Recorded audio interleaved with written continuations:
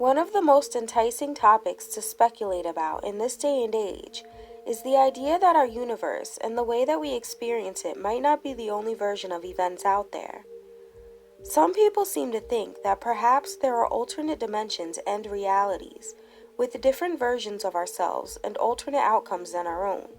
But it's far from certainty. Or is it? I used to be just like every other normal person in the world until 40 years ago. When I was 25 years old, I moved to London, England, and had my first near-death experience.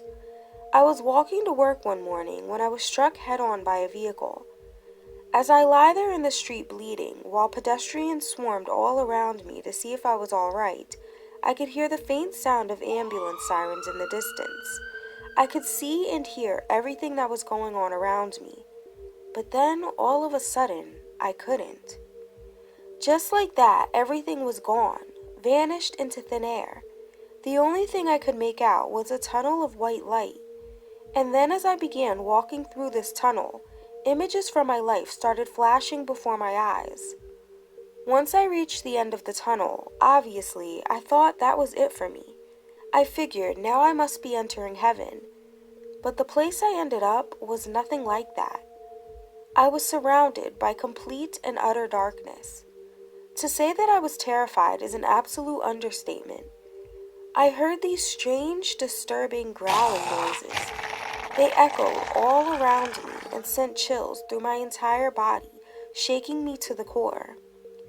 The only way I can think of to describe them is by saying that they sounded eerily human, but not at the same time.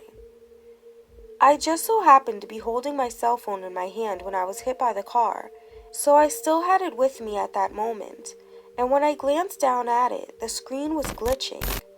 I started to think that maybe I was unconscious and dreaming, not dying like I had originally thought. So I looked away from my phone screen for a few seconds, but then when I looked back at it, the time was still doing the same thing as before, changing from 9 to 12 to 3, and then back to 9 again. I felt totally out of control and displaced. Just when I began to really panic, the darkness started to fade away, and then suddenly I was standing in the living room of my childhood home back in Australia, where I used to live as a boy. I made my way over to the window, and when I looked outside, everything was completely different to the world than the one that I knew and remembered. It was the same street that I used to live on. I know for certain that it was, because I could clearly see the sign at the corner that said Wiltshire Drive. But there were these strange cars parked on the street, and there were these things walking around. They looked more like shadows than physical beings, resembling humans shape-wise, but made up of only thin, wispy black smoke. Each form rippled whenever it moved like a puddle of disturbed water. Then suddenly, every single one of them just turned simultaneously, and their gaze locked right on me. The only way I could tell that they were even looking at me was because the dark holes where their eyes were supposed to be were white with a slight blue hue that stood out against the darkness. As they stood there staring at me, they began to make their way toward my house, moving in sync like robots being controlled by the push of a button. The aura around each one of them seemed to let off a slight glow, kind of similar to a lava lamp. And just when they reached my yard, they all froze, standing there in a single file line, eyes still focused right on me. And then they began to solidify into human form until each and every one of them looked exactly like a replica of me. And as I stood there, staring in disbelief, having no understanding whatsoever of what was going on right before my eyes, a stream of what appeared to be lightning bolts started shooting from the sky, hitting them one by one until they all disappeared. That's when everything started to spin and go black again, and then I woke up in the hospital. The doctor told me that I had been unconscious for 4 days. It was honestly the weirdest thing that had ever happened to me. Well, at least at the time I thought it was, until it continued happening every once in a while when I would fall asleep. I used to think that I was just having nightmares, until one time when I was dating this girl and I spent the night at her place. Apparently, I disappeared right in front of her while I was sleeping, and when I reappeared, I was unconscious and she had to slap me awake. She was pacing back and forth, all nervous and barely able to speak. Finally, I got her to explain to me what she had seen. Of course, I didn't believe it, so she suggested setting up a video camera so that I could see for myself.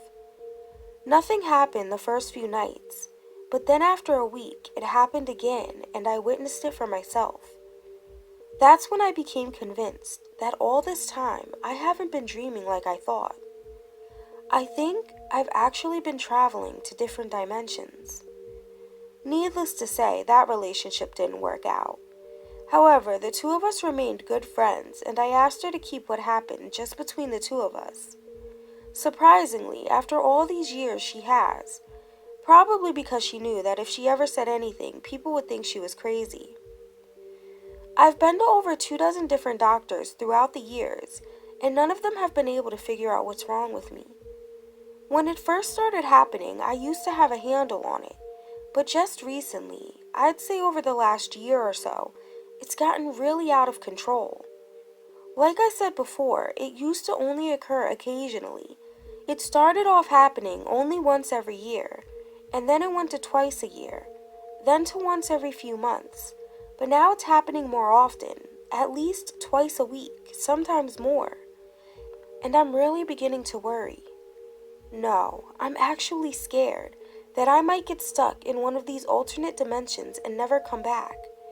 And let me tell you, there's truly nothing more terrifying than going to bed in the safety and comfort of your own home, not knowing where you might be when you wake up. Before this started happening more frequently, the places and things that I would see in these alternate universes were just kind of weird, strange, and unexplainable. But recently, they've become quite frightening. Over the last year, I've been stuck in this mindless loop of dimensions, witnessing and encountering some pretty horrible places and things. Stuff so unimaginable that I hate to even think about it. I don't want to remember it. But my therapist thinks that it will do me some good to talk about what I've been seeing. I'm on my way to Dr. Bailey's office now. I have an appointment scheduled with her for 3:30 p.m. Our last appointment was only a few days ago, but I'm certain that the first thing she's going to ask me is if I've been anywhere or seen anything in my nightmares again lately. That's what she calls them. I have another name for them, but I've decided to keep it to myself. I've had only one experience since we last met. I didn't really understand what was going on. It was actually rather frightening. I pull into the parking lot of my therapist's office at 3:15. I've always been the type of person known to show up early to everything. I was taught that it's rude to show up late.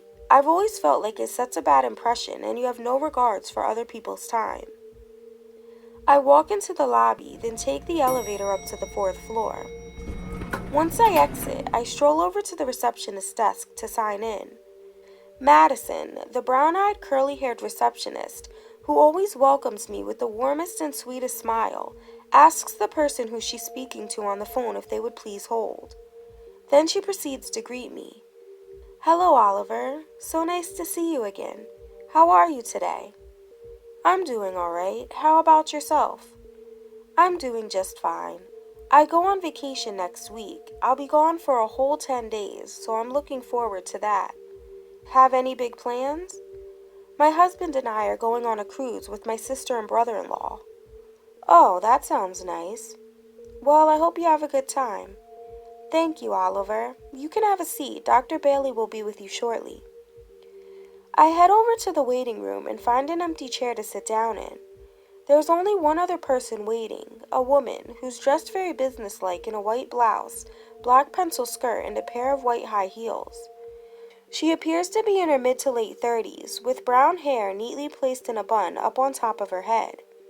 She's doing something on her phone, but once Madison calls her name, which is Evelyn, she tosses it into her purse, uncrosses her legs, stands, and begins walking, very elegantly, might I add, to the back. I pick up a magazine and start flipping through the pages while I wait. But after a few minutes, I get tired of looking at that one because it has nothing but beauty and makeup tips inside, so I put it back and pick up another. I guess this one's a little better, I think to myself. Just as I start reading one of the articles, the woman Evelyn comes walking out from the back and leaves. I wonder what she was here for. She wasn't back there very long. She couldn't have possibly had an appointment. Then a moment later, Madison calls my name and starts escorting me to Dr. Bailey's office. While I'm walking down the hallway, I notice a man wearing a white lab coat come walking out of her office and down the hall. When he looks at me and smiles, I get the feeling like I know him.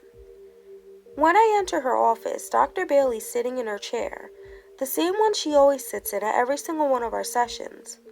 I walk over and take a seat on the sofa directly across from her. Once Madison leaves and closes the door behind her, I ask, "Who was that man?" "What man?" "The one who just left her office." "Oh, he's just a colleague of mine. Why do you ask?" "He looked kind of familiar." "Well, he is a doctor. You very well could have been one of his patients at some point. Shall we get started?" I nod my head and the clock starts ticking. Then Dr. Bailey immediately begins. "So how have you been, Oliver?" "Okay, I guess." "Is everything all right? You sound like something's bothering you." "Nothing besides the usual. So let's talk about it. I take it you've had some more nightmares since our last appointment." I nod my head. "Yes, just one." I pause for a moment. "Go on," she urges me. "I dozed off while I was sitting out on my front porch the other afternoon. I'm not really sure where I was. Whatever this place was, it was totally unrecognizable, but it was extremely cold, and something was chasing me." "Something? What do you mean by that? Can you describe it to me?" "It started off as a slight silvery shimmer, kind of like as if the air was being warped and twisted. Then it slowly materialized into a figure, a woman, very skinny, a little too skinny if you asked me. She looked sickly. I could clearly make out her cheekbones. She seemed almost skeletal. Her skin was a grayish color and bore many scars all over her face, neck, and arms. The scars, they were thick and jagged. I think she may have been a ghost." "A ghost? What makes you say that? Did she seem threatening? Were you scared?" "Well, because she was just floating there, staring at me, with heavily lidded eyes, and her gaze was robbed of any emotion. I wasn't scared until she lunged at me. I have no idea at all why she started chasing me. I began running, faster than I ever have before. Damn right I was scared after that. Anyone in their right mind would have been. She actually scratched me, right here on my neck," I say, pulling down the collar of my shirt so that she can get a better look. She leans forward to examine the scratch, jots down a few sentences in her notebook, and then sits back in her chair and asks, "What happened next?" Then I heard someone calling my name, but I know that it couldn't have been her, because as I peered over my shoulder, she was way too far behind me, and when I heard it, it was more of a whisper, but it sounded like it was coming from someone who was running right next to me. I heard it as clear as day. Dr. Bailey interrupts and says, Okay, let's get back to this woman. Did you recognize her?" "No, not at all." "So she couldn't have been someone that you know who maybe has passed on?" "No. The only women I know who have died are my mother, grandmother, and two of my aunts, but all of them are older ladies. This woman was young. She looked to be maybe in her 20s or 30s. Oliver, how can you determine how old she was when she obviously didn't look like her normal self?" "I don't know. I'm just guessing. But even so, she still looked young to me." "So you said you don't think it was her who was calling your name. Are you saying that someone else was there?" "Well, I didn't see anyone else, but..." "No, there was nobody else there." "Can you tell me what happened after that? You said she was chasing you. Did she catch you?" No, but she got pretty damn close. I think the only reason that she didn't get me is because a neighbor of mine, Mr. Ellison, just so happened to be walking by, and he woke me up to say hello. If he hadn't, I don't know what may have happened. Do you think that's who you heard calling your name? I hadn't thought of that. I mean, I guess it very well could have been him. I can't recall if it was a man or woman's voice that whispered my name. Is that all you remember from that particular nightmare? Yes. Oliver, have you ever told anyone about this happening to you? I spoke to my mother about it before she passed away, and all of the doctors I've been to, and of course you. Do you know if your mother ever mentioned it to anyone else?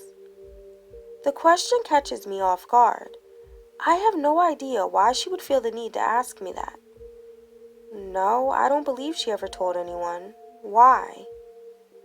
Just then, before she can answer, the timer that she sets at the beginning of each of our sessions goes off, alerting her that our hour is up. Dr. Bailey gets up from her chair, turns off the timer, and picks up her appointment book from her desk. It was nice to see you, Oliver. If it's all right with you, we can meet again next Wednesday. I tell her that Wednesday is fine. Then she jots it down in the book, walks over to the door, opens it, and stands there, just waiting for me to get up and leave. Alrighty then, I guess I'll see you Wednesday, I say, as I walk out into the hallway. She smiles, then closes the door in my face. Later that evening, around 10 p.m., I get ready for bed. As I crawl beneath the covers, chills begin to run up and down my spine. I pull the blankets around me tighter when goosebumps start to sprout up on my arms. I lie there, just staring up at the ceiling for a long time, afraid to fall asleep. But after a while, my eyes start to feel heavy and I can't fight it any longer. I doze off. And the place that I wind up in is completely engulfed in flames. Everything is burning in a sea of red, yellow, and orange. There are demented-looking humans who are burning alive. They look like fiery monsters as they try to desperately escape from the powerful flames. I can hear their cries of agony as the flames rip through them and everything else. The raging flames flicker and leap high in the air, reaching hungrily for me, trying to consume me as well. I can feel an immense amount of heat on my skin, and as I look down, I see burns forming on my hands. I'm sure that they'll still be there when I wake up. If I wake up. Just then, the smoke becomes so incredibly thick and overpowering that it starts to burn my eyes. I rub them vigorously, but I still can't see anything, and then my chest starts to feel heavy and tight, and I begin coughing uncontrollably. As I look around, witnessing this entire world burning right before my eyes, a feeling of overwhelming pain, sadness, and guilt wash over me. I so badly want to do something to stop this, but I just don't know what I could possibly do. Then I begin to feel an ounce of hope when it starts raining. It's coming down so fast and hard. It's actually more like a torrential downpour. But instead of putting out the fire like I thought it'd do, it only fuels it. The flames climb higher until they're so tall that I can't even see where they end. The screams grow louder. They're so deafening now that my ears start to ring. Just then, a massive hole begins to form in the middle of all of the chaos and starts sucking everything into it like a giant tornado. Once the entire world is almost totally gone from existence, that's when I wake up, fully clothed, lying in the empty bathtub, drenched in sweat with no recollection of how I got there. And just like I thought, there are fresh scars on both of my hands that look like I've recently been burned. The following week, something comes up where I have to go out of town for a few days, so I have to cancel my appointment with Dr. Bailey. But once I return home, I have a number of messages from her left on my answering machine, and she says that it's very urgent that I call her back. When I finally do, I notice a different receptionist answers the phone. She doesn't sound sweet and cheery like Madison usually is. That's when I recall that the last time I was there, Madison told me that she was going on vacation. I hope she's enjoying herself, I think, as I asked to be forwarded to Dr. Bailey. When she picks up, I'm a little surprised by the question that she asks. Where were you exactly? I assume she's referring to one of my nightmares I told her about, but just to make sure, I reply, I'm not sure what you mean. When you went away for a few days, where did you go? I was visiting a friend of mine, but what does that have to do with my nightmares? As I wait for her to answer my question, I start to get a strange feeling, wondering, why is she asking me these things that have nothing at all to do with my nightmares? Like, where did I go on vacation? Who have I told about my nightmares, and did my mother ever tell anyone about them? I'm not sure why she would need to know any of those things. That's when I tell Dr. Bailey that I have to go, then hang up the phone and make the decision right then and there that since she hasn't been much help to me anyway in getting these nightmares as she calls them to stop, I won't be going to see her anymore. I'm beyond exhausted. I haven't gotten much sleep these last few days, but I try to keep myself as busy as possible because as much as my body wants to, I don't want to sleep. I'm afraid of what I might see once I start dozing off, and even more terrified of never waking up and getting stuck in one of these horrible alternate dimensions forever. Over the next few days, Dr. Bailey calls me numerous times, probably wanting an explanation for why I hung up on her like I did. But I don't answer any of her calls. I've been trying to keep myself rather busy today, doing some spring cleaning around the house and organizing the garage, and after eating some lunch, I sit down on the sofa to rest my old bones. I don't intend on dozing off and taking a nap, but that's what happens. And once I do, suddenly I'm surrounded by darkness, which quickly starts to fade away, and then I hear these high-pitched screeching noises. They sound like whoever or whatever is making them is in an intense amount of pain.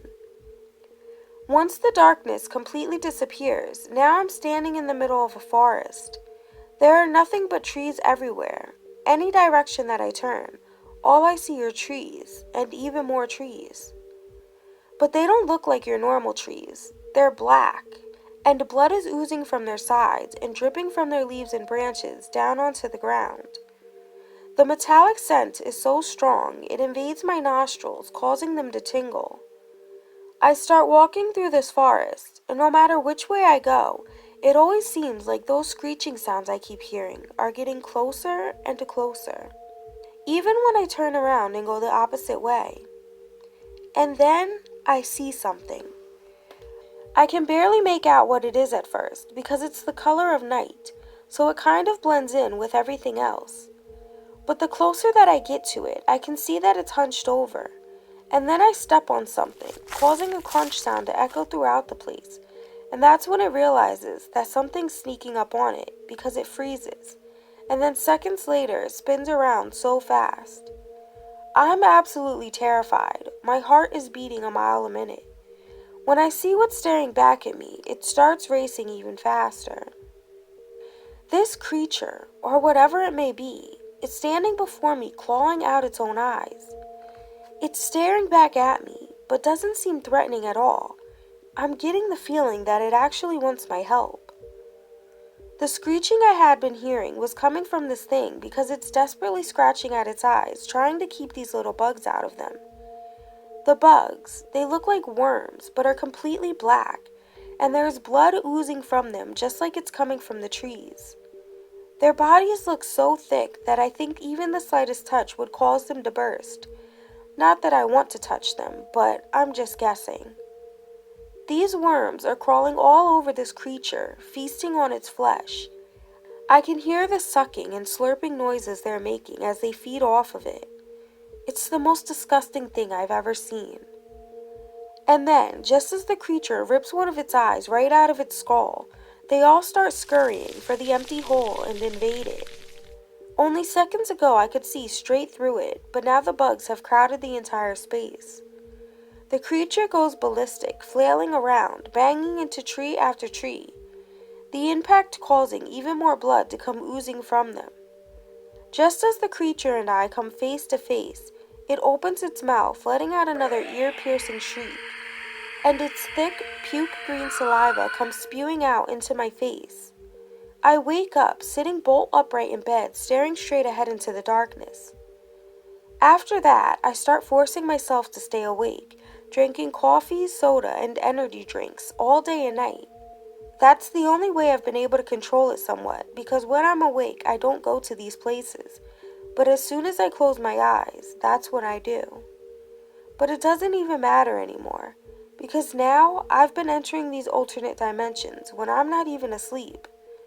I don't really know how to explain it. It's kind of like I just get dazed for a minute, but I'm still awake. And what I've been encountering during these episodes are not the same as before. They are more of quick glimpses, like flashes of something, and I can't help but to think that it's some kind of a warning. This happened to me today when I was standing at the sink washing dishes, and then suddenly I was in some type of a room. I'm not really sure what kind, but I was chained to a bed and there was a man there. I couldn't see his actual face. All I could see when he looked at me was the face of a two-headed demon-looking beast. And now I'm terrified because I know that it's only a matter of time before I end up waking up in whatever this dimension is. And when I do, there's no telling what's going to happen. Days go by, and during that time, the glimpses start to happen more frequently until they become the only thing that I keep seeing, whether I'm asleep or awake. And now they're happening several times a day. I'm literally having one right at the moment as I sit on my sofa watching TV. The man with the face of a two-headed demon is there, and now after all of this time, his face is slowly starting to fade away. It's still pretty blurry, but I can make out that he's wearing glasses and a white lab coat.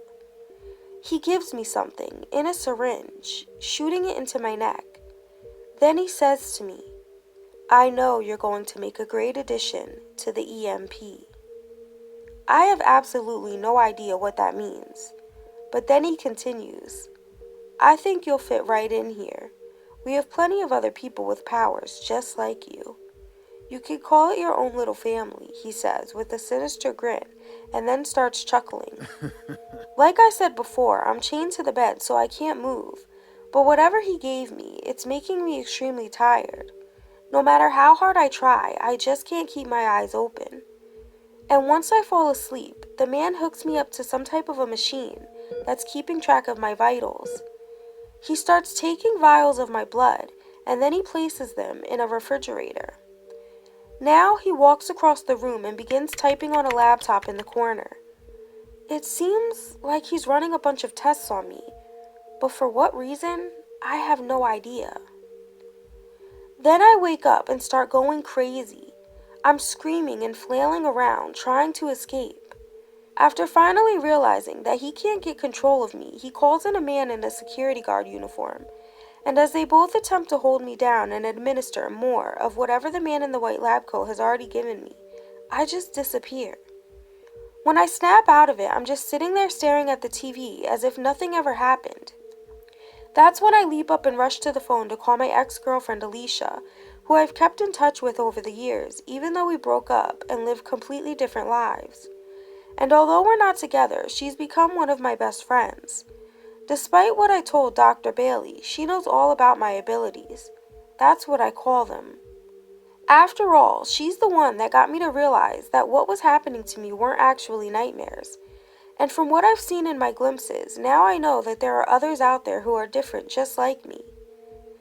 After a few rings, Alicia finally picks up. Hello? "Do you remember when I disappeared for a whole week a year ago, and how I couldn't remember anything about where I went?" Yeah, why do you ask? Well, I'm finally beginning to recall bits and pieces, and I think that we may have a problem. What do you mean? The glimpses that I told you I've been having. A year ago, when I started losing control of my abilities, is when I had one for the first time. And now I'm starting to think that these glimpses and me losing control may have something to do with one another. What do you mean? This man that I keep seeing, I think he's already captured and run a bunch of tests on me.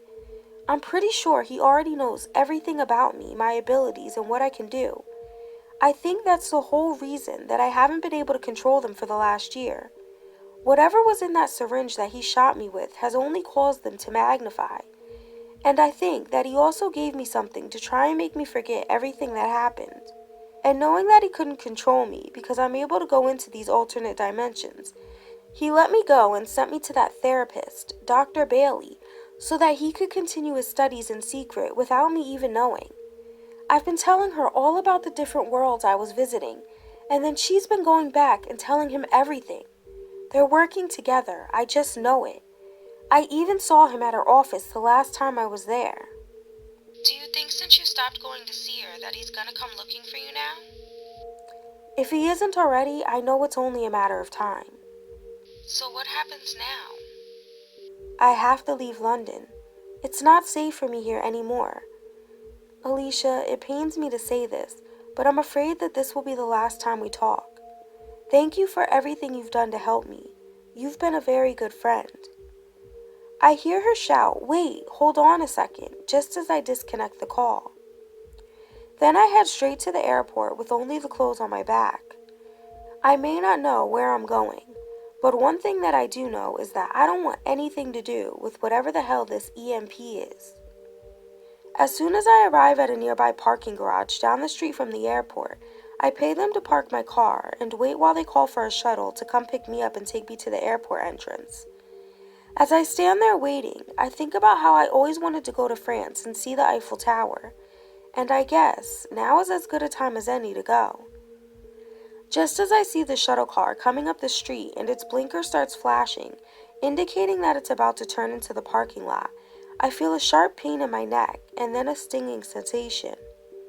I reach up to touch the spot, thinking that I must have gotten stung by a bee or something, and that's when someone grabs me from behind and starts dragging me backwards. The last thing I remember before passing out is being tossed into the back seat of a black SUV, thinking, damn it, they must have tapped my phone and heard me tell Alicia that I was going to leave. Whatever they gave me is starting to make me sleepy. Then I hear the voices of my kidnappers. He looks like he's about to pass out. Won't he disappear when he falls asleep? No, he won't disappear.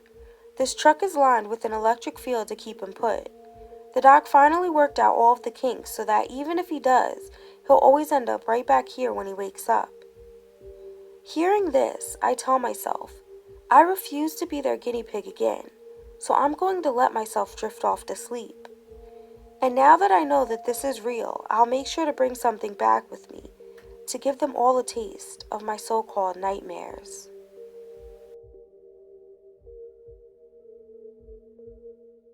Don't forget to subscribe for new stories weekly. See you next time on Nina's Nightmares. Really? You're supposed to click the like button, not me. Ugh.